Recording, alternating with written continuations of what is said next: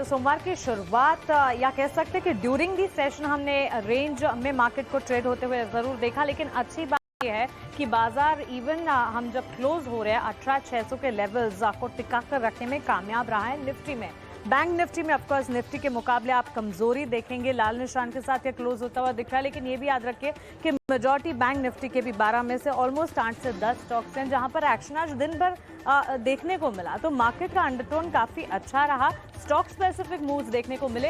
ये कह सकते हैं कि इंडेक्स वाइज बाजार ने एक कह सकते हैं मंडे ब्लूज के माहौल में था मार्केट जब इंडेक्स की अगर बात करें तो।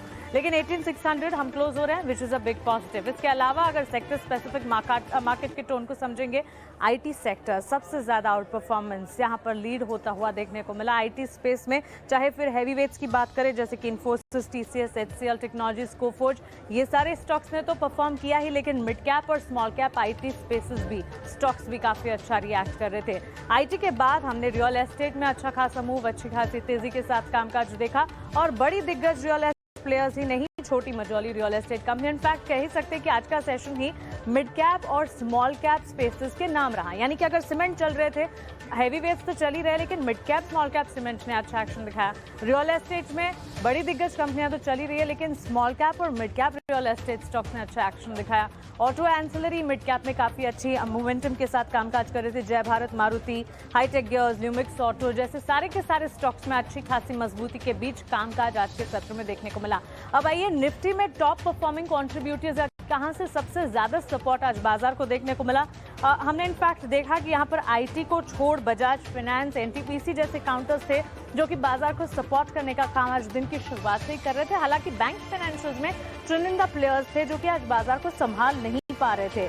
एचडीएफसी ट्विंस से हमने बिकवाली का दबाव देखा, एचडीएफसी लिमिटेड और साथ ही एचडीएफसी बैंक को ले आइए। उसके पीछे आईसीआईसीआई बैंक में भी हमने गिरावट देखी और एलएनटी ने भी आज बाजार को संभालने का काम नहीं किया। तो हमने देखा लगार्ड्स मार्केट को देखने को मिले और कुछ तमाम प्लेयर्स थे जैसे कि एनटीपीसी, बजाज फाइनेंस और साथ ही selected IT spaces, Infosys, HCL Tech, TCS, यहां से बाजार को काफी हद तक सपोर्ट मिलता हुआ दिखा। लेकिन मिड कैप पर खास तौर से नजर होनी चाहिए क्योंकि मिड कैप में थीम वाइज कामकाज अच्छा खासा देखने को मिला। डिलीवरी, इनफैक्ट म्यूचुअल फंड की बाइंग का डेटा थोड़ी देर पहले हमने आपके सामने रखा था, उसमें डिलीवरी के स्टॉक में कह सकते हैं कि बाइंग में जो है ड्यूरिंग द मंथ बढ़ोतरी देखने को मिली है, उसका एक इम्पैक्ट था। उसके अलावा अभी न्यू एज टेक्नोलॉजीज पर ऑफकोर्स कॉशियस व्यू जरूर था बाजार के दिग्गजों का, मार्केट एक्सपर्ट्स, पार्टिसिपेंट्स का, लेकिन ये एक स्पेस, ये एक थीम जरूर है जो कि उभरता हुआ नजर आया, तो इस पर नजर रखनी होगी। हालांकि जोमेटो के चार्ट्स देखिए बिकवाली के साथ ये ट्रेड्स क्लोज करते हुए।